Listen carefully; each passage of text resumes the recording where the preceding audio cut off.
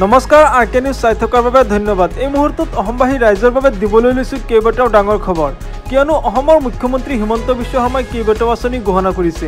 যদি আপোনাৰ ration card আছে তেন্তে আপোনাৰ বাবে আছে 4টা ভাল খবৰ। লগতে আত্মসহায়ক গোটৰ মহিলাসকলৰ বাবে বেয়া খবৰ আহি পৰিছে। হয়, আত্মসহায়ক গোটৰ টকা পোৱা বন্ধ হৈ পৰিছে। যিসকলৰ 3টাতকৈ অধিক সন্তান আছে তেওঁলোকে পৰৱৰ্তী কিস্তিৰ টকা লাভ নকৰে। কোনো পধ্যেই তেওঁলোকে লাভ নকৰে টকা। প্ৰথমে মুখ্যমন্ত্ৰী হিমন্ত বিশ্ব শৰ্মাই কি কৈছে এবাৰ শুনি লওক। তাৰ আগত যদি চেনেলটোত নতুনকৈ আহিছে তেন্তে চেনেলটো ছাবস্ক্ৰাইব কৰি মোৰ লগত থাকক। এতিয়া শুনি লওক মুখ্যমন্ত্ৰী হিমন্ত বিশ্ব শৰ্মা ছাৰে কি মন্তব্য কৰিছে। 17 ছেপ্টেম্বৰৰ পৰা অৰুণোদয় পালো। অক্টোবৰ মাহত ছোৱালী নিযুত মইনা পাব আৰু আমি গেছ কিনিবৰ কাৰণে 250 টকা সাবসিডি পালো আৰু 1 নৱেম্বৰৰ পৰা চাউলৰ লগতে দালি নিমখ আৰু চেনিও আমি কম দামত পালো। এতিয়া সকলো মহিলাই ভাবি আছে যে আমাক নিশ্চয় মামাই 25,000 টকা দিব। মই 25,000 টকা দিম, কিন্তু বাচ্চা 3টাৰ পৰা 4টা হ'ব নোৱাৰিব। যদি ভাল কামত টকাটো খৰচ কৰিলে 25,000 পাব, লগত কিন্তু বাচ্চাও 3টাৰ পৰা 4টা হ'ব নোৱাৰিব। হ'বনে নাই? মই ঠিক কৈছো নে নাই? কাৰণ এই 3টা বাচ্চালৈকে হ'লে মই 2টা বুলি কোনে এটা কণ্ডিশ্যন দিছো, ঠিক আছে? যিহেতু 3টা বাচ্চা হ'লে আমি বাচ্চাক পঢ়াব পাৰিম আৰু নিজেও ব্যৱসায় কৰিব পাৰিম। কিন্তু ঘৰত যদি 4টা 5টা 6টা 7টা 8টা বাচ্চা হৈ যায়, বাচ্চাক চাওঁতেতো সময় যাব, হয়নে নহয়?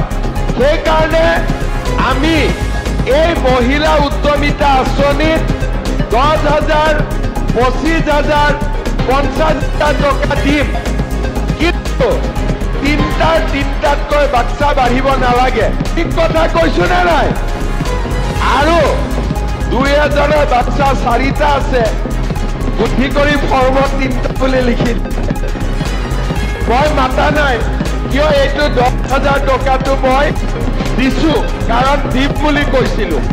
কিন্তু পিছত 25,000 টকা বাঢ়াই লৈ নাযাব, হ'ব? গতিকে এই আঁচনিখন আপোনালোকে ভাল কৰি বুজি পাব যে প্ৰথমতে 10,000, পৰৱৰ্তীত 25,000, পৰৱৰ্তীত 50,000 লাখপতি হ'ব লাগিব। আজি অসমত 40 লাখ মহিলাৰ 8 লাখ মহিলা ইতিমধ্যে লাখপতি হ'ব পাৰিছে। আজি আমি 10,000, 25,000, 50,000 এইটো আপোনালোকক গাইগুটীয়াকৈ দিছো। গ্ৰুপৰ পৰাও ৰিভলভিং ফাণ্ড আৰু বেংকৰ পৰাও আপোনালোকে লোন পাব। বহুতে লোন লৈছে আৰু লোন লৈ আমাৰ মাসকলে বাইদেউসকলে লোনো সময়ত ঘূৰাই দিছে। সেইকাৰণে সকলোৱে অসমৰ আত্মসহায়ক গোটৰ এই যি ব্যৱস্থা তাক সকলোৱে শলাগিছে যে তোমাৰ ব্যৱসায়টো মুখ্যমন্ত্ৰীয়ে দিব কৈছে, কোনো আপত্তি নাই। খালি 10,000 টকাটো ভাল কামত ব্যৱহাৰ হ'ব লাগে। আমি ষ্টেজত ভিঅ'সকলৰ হাতত মাতি আনি চেকৰ বহীখিনি দি দিম।